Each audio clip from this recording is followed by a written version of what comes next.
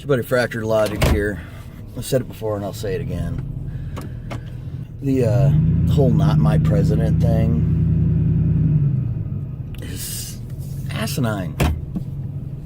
The only way he's not your president is if you somehow separate from the Union. Which that was tried already by, the South. The kings of slavery. The Confederacy. The motherfuckers that you're trying to erase from history. So, you want to explain to me why it's okay for you to say not my president? I mean, technically it is. It's First Amendment right. That's fine. But aside from a legal point, can you explain to me why it's okay for you to say that? Because whether you like him or not, he's your president until he either gets impeached or voted out of office or he ends his second term.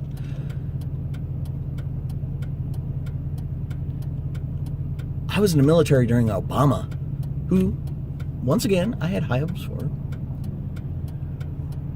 But I had to acknowledge him as my commander-in-chief, whether I liked him or not. Didn't have a choice. I had to. Now, granted, that's in the military. It's a little different when you're a civilian. However, you're still a member of this country. So unless you plan on moving out of this country or seceding from the Union somehow, which I don't see how that's technically possible. It's not legal to secede from the Union.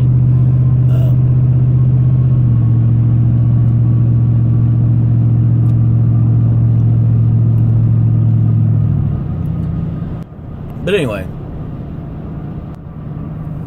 social justice warriors is just another name for spoiled white kids. Which is ironic because they're anti-spoiled white kids. They're anti-white supremacy. Which is fine. You can be anti-white supremacy. I'm anti-white supremacy. I don't believe in white supremacy. I think that's bullshit. By the way, I'm a Jew. So before you throw any accusations out there, I actually have ancestors who died because of real Nazis. Point is this. Don't be a hypocrite. Don't commit to acts of violence to try and get your point across. Gandhi, most non-violent man in history, starved himself to prove a point. You little spoiled shits, you little white kids who think that they're going to somehow change the world, bring about true communism. By the way, they tried that. Russia fell apart. I'm sorry. The USSR fell apart. Cuba is not a communism. It's a communistic dictatorship. Communist-like dictatorship, however you want to word it. And China. It's a republic communism. Oh, North Korea, another dictatorship based on communism. The problem with communism, on paper it works. It does, on paper. But on paper doesn't account for anomalies and reality. Oh, there's a big word, reality. I thought communism was a good idea when I was young. Just like these social justice warriors. I thought it was a good idea. And I'm talking very young. I'm talking like 11, 12 years old. I did. I thought it was a good idea. Until I got to that point in history class where, guess what? Here's what happens when you have a communist country. Here's the proof that communism does not work, unfortunately. Regardless of the system of government you have, there will always be someone on top.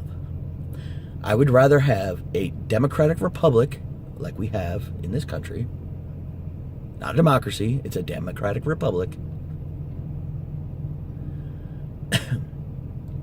than a tyranny of any kind, than a communist country, a socialist country, a fascist country.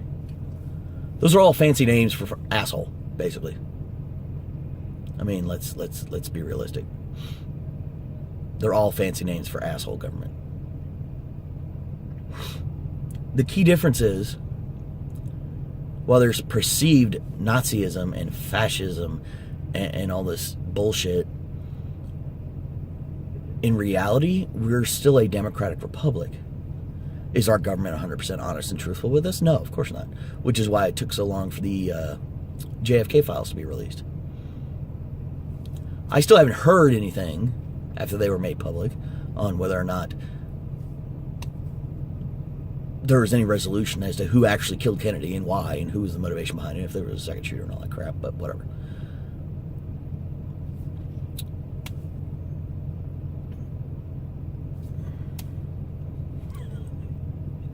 It's been fractured logic.